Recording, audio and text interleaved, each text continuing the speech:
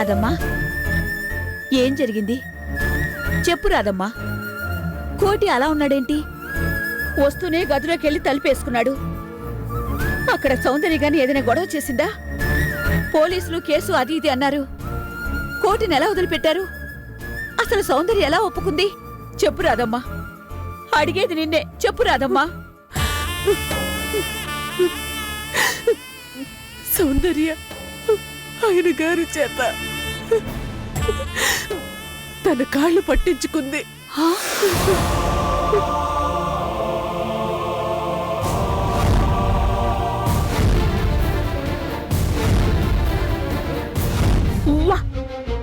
ఎంత దారుణం, ఎంత దారుణం! అది మీ కడుపున పుట్టిన బిడ్డ కాదు, మీ పాలిట రాక్షసి. మిమ్మల్ని అవమానం చేయాలని కంకణం కట్టుకున్న దుర్మార్గురాలు. కన్న తండ్రి తన కూతురి కాళ్లు పట్టుకుని క్షమించమని వేడుకోవాల్సిన దుస్థితి పగవాళ్ళకు కూడా రాకూడదు. వచ్చింది పిన్ని.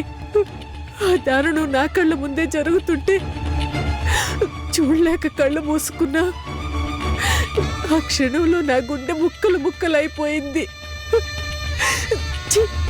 ఇలాంటి దానికా నేను జన్మనిచ్చింది అని నన్ను నేను కసితో ఎన్నిసార్లు తిట్టుకున్నానో మాటల్లో చెప్పలేను పిన్ని. అయ్యో, చెట్టంత మనిషి నిలువెల్లా కాల్చేసే దాన్ని చూపుల్ని భరిస్తూ ఎలా తట్టుకున్నారో.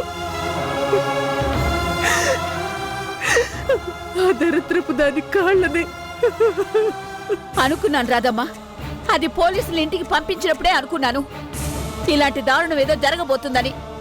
కావాలనే కక్షతో కన్న తండ్రినే అవమానించబోతుందని. చివరికి నా అనుమానమే నిజమైంది. అందుకే నువ్వు పోలీస్ స్టేషన్కి వెళ్ళగానే అర్చనకి ఫోన్ చేశాను. పిన్ని, అర్చనకు ఫోన్ చేసావా? అయ్యో, అసలే వాళ్ళిద్దరి మధ్య పచ్చగడ్డి వేస్తే బగ్గుమంటుంది. పోలీస్ స్టేషన్లో జరిగిన సంగతి అర్చనకు తెలిస్తే ఇంకేమన్నా ఉందా? కొంపలంటుకు పోవు. అందుకని ఇంత జరిగినా కూడా కన్న బిడ్డకి తెలియకుండా ఉంచుతావా? ఉంచుతావా కాదు పిన్ని, ఉంచాలి, తప్పదు. ఎందుకు తప్పదమ్మా?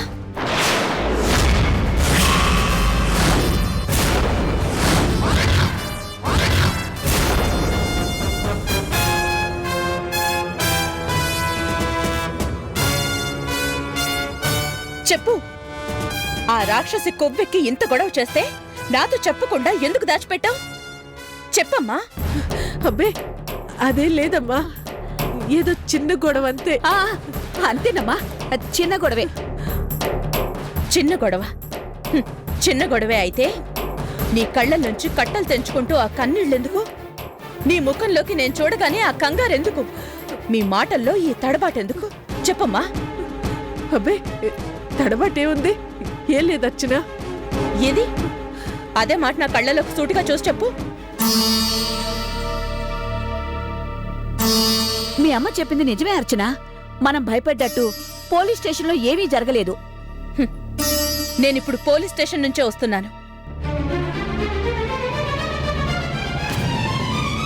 ఆ రాక్షసి నాన్నగారి చేత కాళ్ళు పట్టించుకుంటే మీకు చేవు కుట్టినట్టు కూడా లేదు కదూ? అయ్యో భగవంతుడా! ఆ భగవంతుడు కాదమ్మా, కక్షగట్టినట్టు నాన్నగారిని ఇంత దారుణంగా అవమానించిన ఆ పొగరుబోతుకి నేనే బుద్ధి చెప్పాలి. అర్చన, వద్దమ్మా. ఇక నువ్వేం చెప్పొద్దమ్మా. జరిగింది తెలిసినప్పటి నుంచి నా రక్తం మరిగిపోతోంది. ఆ దృశ్యాన్ని ఊహించుకుంటేనే నా గుండె బద్దలైపోతోంది. ఏమనుకుంటుంది అది? అడ్డు అదుపు లేకుండా తను ఎన్ని దారుణాలు చేసినా మనం చూస్తూ ఊరుకుంటాం అనుకుంటుందా? నెవర్. ఇన్నాళ్ళు ఎందుకులే ఎందుకులే అని ఓర్చుకున్నాను. కాని నా కన్న తండ్రిని ఇంత దారుణంగా అవమానించిన దాన్ని వదిలిపెట్టను. దెబ్బకి దెబ్బ కొట్టే తీరుతాను. అర్చన, వద్దమ్మా, నా మాట విను. ఎందుకమ్మా? ఎందుకంత భయం? అదెవరు? నీకో నాకో నాన్నగారికి మన కుటుంబానికి ఏమవుతుంది? ఏమీ కాదు. బద్ధ శత్రువు తప్ప. దాని తండ్రికేదో అవమానం జరిగిందని కావాలనే పంతం పట్టి నాన్నగారిని ఇంత ఘోరంగా అవమానిస్తుందా? అమ్మా, పొరపాటైతే దిద్దుకోవచ్చు, తప్పైతే క్షమించొచ్చు. కానీ నిలువెల్లా పొగరెక్కిన ఆ సౌందర్య చేసింది మాత్రం నేరం, ఘోరం, అమానుషం. అందుకు తగిన శిక్ష అనుభవించే తీరాలి. అనుభవిస్తుంది, నా చేతుల్లోనే అనుభవిస్తుంది. అమ్మా అర్చన, అర్చన, నా మాట వినమ్మా. అర్చన,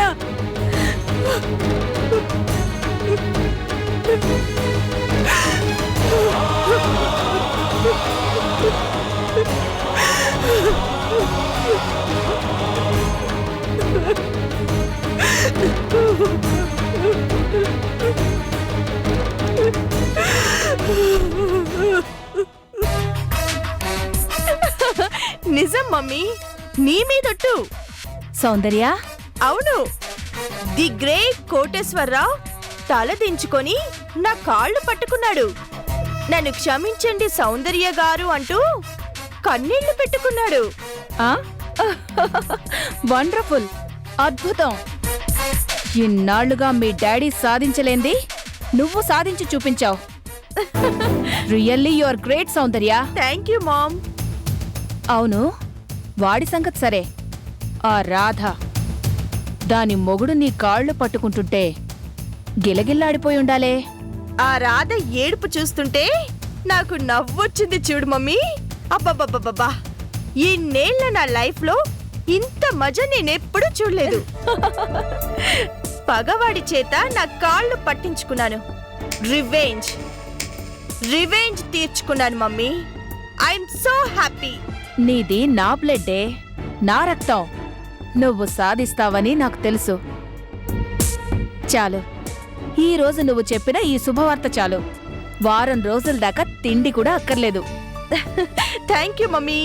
బాయ్. Okay, bye. లలలా లలలా లలలా లలలా.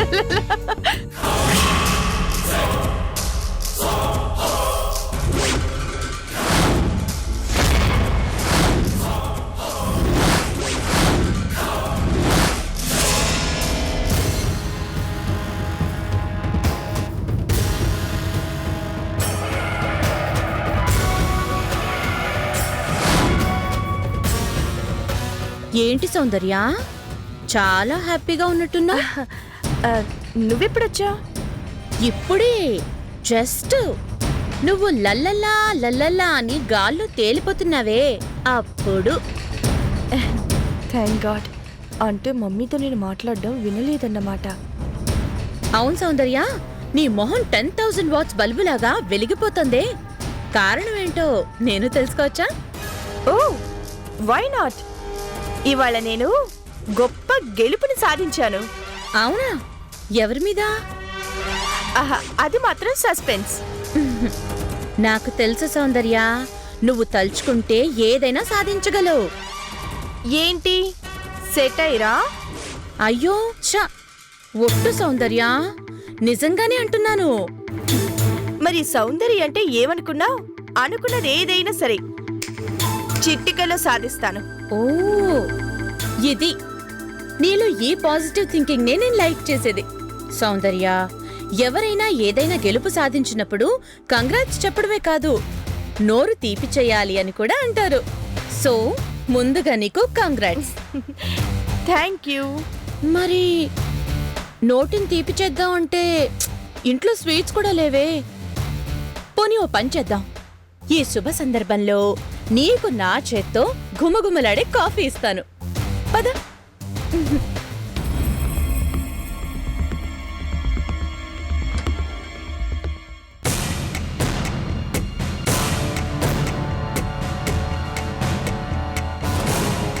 అర్చన, నువ్వు నన్ను ఇలా పొగుడుతూ ఉంటే నమ్మలేకుంటున్నాను.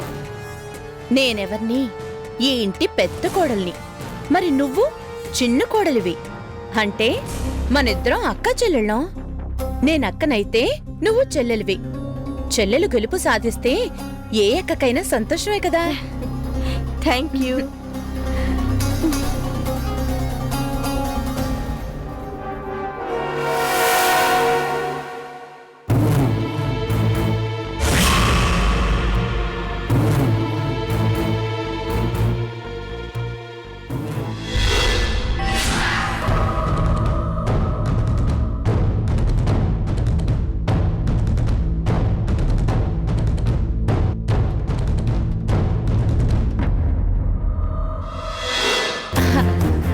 కాఫీ కాచేలోగా ఇప్పుడు చెప్పు,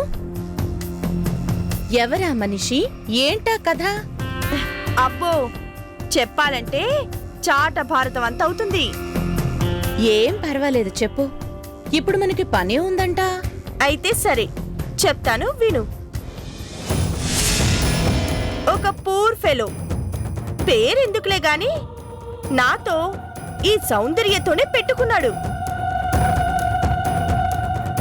అంతే, నా పవర్ ఏంటో చూపించాను. దెబ్బకి తల దించుకుని నా కాళ్ళు పట్టుకుని క్షమించండి అని కన్నీళ్లు పెట్టుకున్నాడు.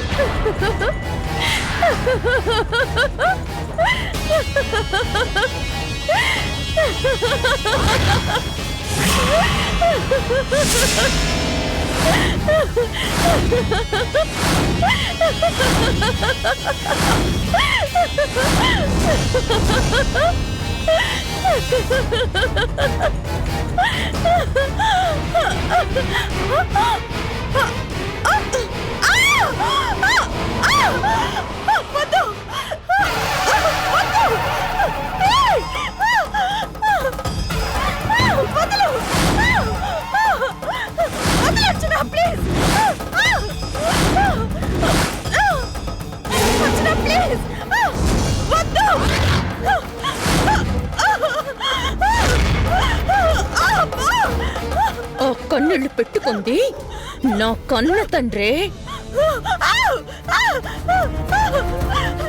మా నాన్న చేత కాళ్ళు పట్టించుకుంటావా?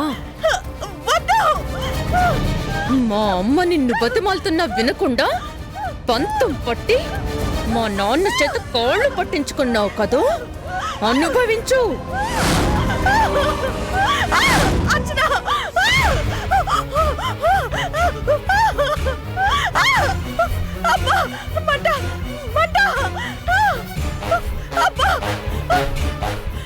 జాగ్రత్త, ఇది శాంపిల్ మాత్రమే.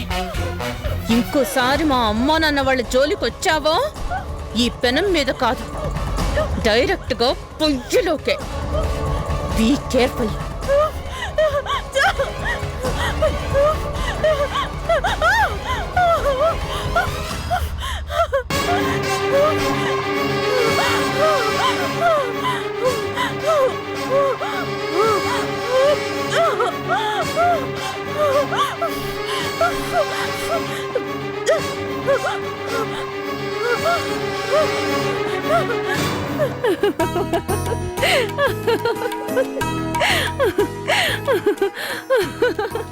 ఏంటి అంత ఆపుకోకుండా నవ్వుతున్నావు? నీ పుణ్యం అని మళ్ళీ ఎవరికి ముడిందేంటి? నా పుణ్యమా అని కాదు, నా కూతురి పుణ్యమా అని ఎక్కిన పొగరు కాస్త దిగిపోయింది. ఎవరికెక్కిన పొగరు ఎలా దిగిపోయింది? ఇంకెవరికి? ఆ కోటిగాడికి. మిమ్మల్నే అవమానించి తల దించుకునేలా చేశాడు కదా. ఇప్పుడు మీ కూతురు ప్రతీకారం తీర్చుకుంది. ఆ కోటిగాడి తలని వాలిపోయేలా చేసింది. నా కూతురు వాడికి విధించింది చావుని మించిన శిక్ష. బతికున్నంతకాలం తలుచుకుని కుమిలిపోయేలా చేసే శిక్ష. మరణాన్ని మించిన అవమానం. ఆ కోటిగాడి చేత అందరి ముందు తన కాళ్ళని పట్టించుకోవడం. సంగీత, ఏంటండి, నేను చెప్పింది వినగానే మీ కూతురు సాధించిన ఘనకార్యానికి ఆనందంతో పొంగిపోతారు అనుకుంటే ఇలా అరుస్తారేంటి? Shut up. సౌందర్య చివరికి ఇంతగా దిగజారిపోయిందా? కోటి చేత ఆ రాధమ్మ కళ్ళ ముందే తన కాళ్ళు పట్టించుకుందా? కోటి చేత అని తెగ ఫీల్ అయిపోతున్నారేంటండి? ఎవడా కోటిగాడు? ఒకప్పుడు మన జీతగాడు, కాదు. కాకపోతే డ్రైవర్ గాడు. వాడికే అంత పొగరుంటే నా కడుపున పుట్టిన బిడ్డ దానికెంతుండాలి? అందుకే అవకాశం కోసం ఎదురు చూసింది. పట్టు దొరకగానే గుప్పెట్ని బిగించింది. కన్నీళ్లు పెట్టుకుని ఆ కోటిగాడు గిలగిలా కొట్టుకుంటూ నన్ను క్షమించండి సౌందర్య గారు అని కాళ్ళు పట్టుకుని బతిమాలుకునేలా చేసింది. దెబ్బకి దెబ్బ కొట్టి చూపించింది. కాదు, వాడి గుండెల మీద పెరగాల్సిన బిడ్డ వాడి గుండెల మీదే తన్నింది. బతికినంతకాలం మరిచిపోలేనంత గొప్ప శిక్షనే విధించింది. ఏంటండి, నేనింత గొప్ప శుభవార్తను చెప్తే కరెంట్ షాక్ కొట్టినట్టు అలా అయిపోయారు? మీరు సాధించలేంది దాన్ని మీ కూతురు చేసి చూపించింది. ఆపో! పంతాలు, పట్టింపులు, పగలు, ప్రతీకారాలు, నాటకాలు, కుట్రలు ఇవేగా మీ తల్లి కూతుళ్ళకి తెలిసింది.